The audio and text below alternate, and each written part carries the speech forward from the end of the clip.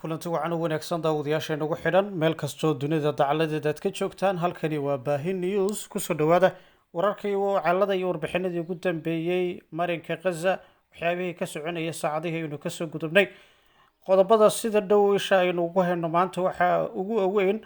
warbaahin ka howlgasho ama idaacadda ku hadasho afka ciidamada Israel oo ku warantay in ciidamada cirka Israel ay weerar qorsheysan ay ku qaadeen bartilmaameedyada Xisbullah ee koonfurta Lubnaan sidoo kale hay'adda qaramada midoobay arrimaha qaxootiga u xil saaran ee Falastiin waxa ay ku celcelisay baaqeeda xabad joojinta sabab la xiriiro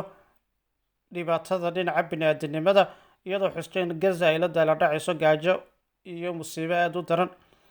dhanka kale lagu wariyo oo kale ayaa lagu dilay duqeymaha Israel taasi oo sare u ka qaaday tirada guud ee suxufiyiinta ku dhintay deegaankaasi kuwaasi oo dhan 105 sida uu sheegay xafiiska warbaahinta dowladda ee Gaza dhanka kale maamulka lacagta ee Falastiin ayaa sheegay in ciidamada Israel ay subaxnimadii hore maanta ay weerareen xarumaha 6 shirkadood ee sarifka lacagaha ee hoos yimaada PMA oo ku yaala dhowr maamul goboleed oo ku yaala daanta galbeed la haysto Israel iyadoo adeegsanaysa Mareykanka waxa ay soo jeedisay heshiis cusub oo maxaabiis isdhaafsi ah oo dhexdhexaadinaya ee Qatar sida uu sheegay warbaahinta ama wakaaladda wararka ee Channel 13 ee Israel waayahay warbixinadaasi waanu si dhow ayaan u tabin doonaa dhanka kale tirada haddii aanu isla eegno dhimashada dhinaca Falastiin 50 Falastiiniyiin ayaa lagu dilay duqeymo Israel ka geysatay Gaza gaar ahaan Beit Lahia Khan Yunis iyo Maghazi khamiistii maanta sida ay sheegtay wasaaradda caafimaadka Gaza bisha cas ee Falastiin ayaa sheegtay in ugu yaraan 10 qof ay ku dhinteen halka 12 kalena ay ku dhaawacmeen weerar ka dhacay meel u dhow isbitaalka El Amal ee magaalada koonfurta Khan Yunis ciidamada Israel ayaa weerar ku qaaday Ramallah iyo magaalooyin kale oo ku yaala daanta galbeed la haysto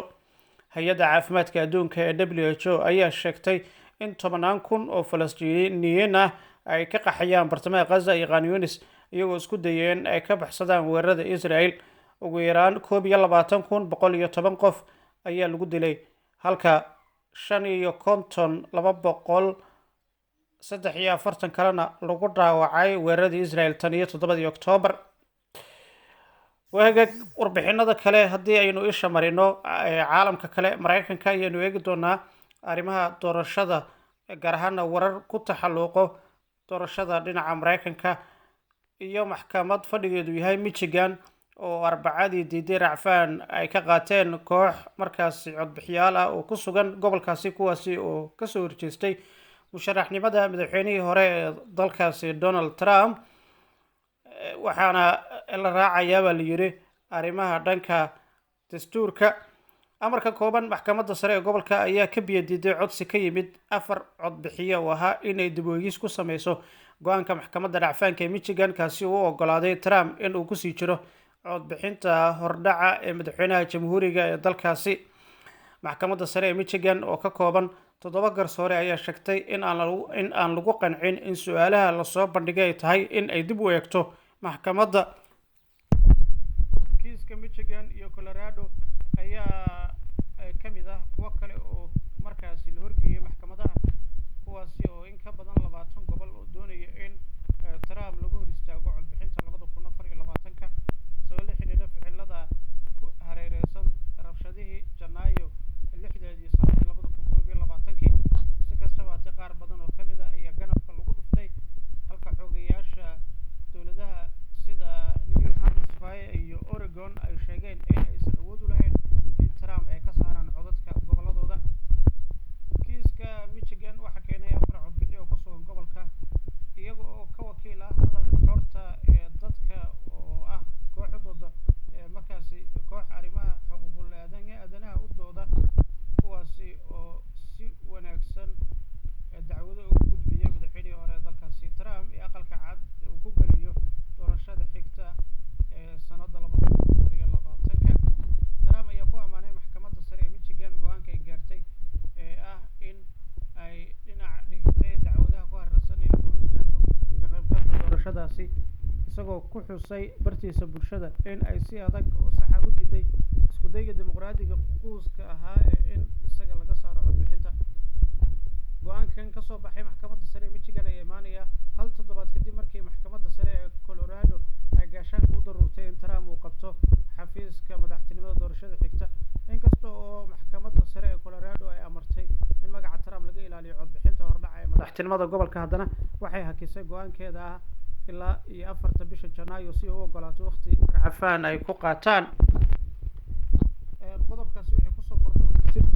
ayaanu halkan idinkugu soo gudbin doonaa haddii allaha awoodda leh laga helo. dhacdooyinkii ugu dambeeyay caalamka saacadihii aynu kasoo gudubnay waa caalamka kale ee arrimaha Gaza. marka aynu ka nimaano, nin u dhashay dalka Ingiriiska oo aan weligii ka tagin UK ayaa wajahaya tarxiil. ninkan oo lagu magacaabo Mitri Lima ayaa sheegay in loo diri doono wadanka Portugal, halkaasi oo waalidkii ay ka yimaadeen in ka badan 30 sano ka hor, kadib markii uu dhamaystay xukun dhinaca xabsiga.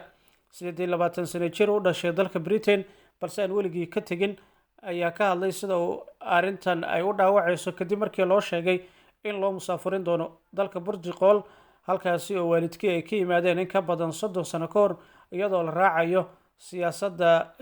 ka bixitaanka midowda Yurub ee dowladda Ingiriiska. waxa uu ku dhashay Lambeth oo ku taalo koonfurta London, kuma hadlo Portugiiska, weligiisna uma safrin dibadda, laakiin waxa amar ku bixiyeen la musaafiriyo wasaaradda arrimaha gudaha kadib markii xabsi uu ku galay dambiyo la xiriira daroogo iyo inuu sitay hub. ninkan oo aan horey loogu xukumin dambiyo kale ayaa racfaan ka qaadanaya go-aanka musaafiriinta, iyadoo ku eedeysay ama dowladda Britain in aanu horey u codsan baasaboorka dalkaasi Britain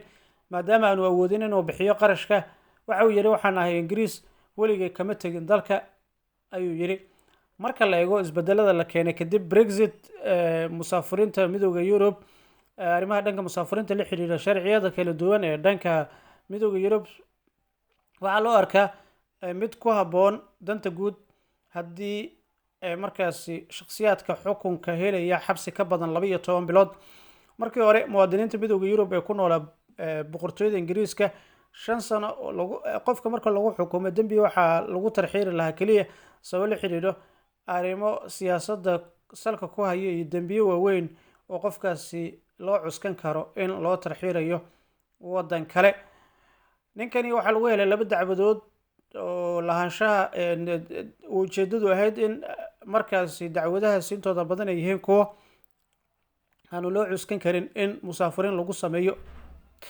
haddaba waxaa leeyahay bishii Agoosto sanadii 2020 waxaa lagu xukumay 4 sano iyo 6 bilood oo xadhiga. hase yeeshee waxa uu ku jiray halkaasi waxaa la siiyey amarka musaafiriinta Oktoobar 2022 kadib markii laga soo raray xabsiga oo loo gudbiyay xarunta ka saarista socdaalka ee Brook House ee garoonka Gatwick ee Ingiriiska. racfaankiisa ka dhanka musaafiriinta waxa ay ku adkeynaysaa inuu haysto dhalasho Ingiriis ah maadaama hooyadii iyo aabihii la dejiyay dalka UK. haddaba aqoonsiga muuqata ee booska Lima iyo kuwa kale ayaa ku jira. dowladdu waxay soo bandhigtay sharciga jinsiyadda Ingiriiska March sanada 2023 si loo hubiyo in dadka loola dhaqmo sidaasi arrimaha Ingiriiska haddii waalidkood iyagoo isticmaalaya xuquuqda midowda Yurub ee dhaqaaqa xorta ay u yimaadeen dalkaas UK ka hor 2000, laakiin biilkaasi weli lama dhaqan gelin. wixii warbixintaasi kusoo kordho halkan iyo idinkaga soo gudbin doonaa daawadayaal. waad ku mahadsantihiin sidaad noola socoteen.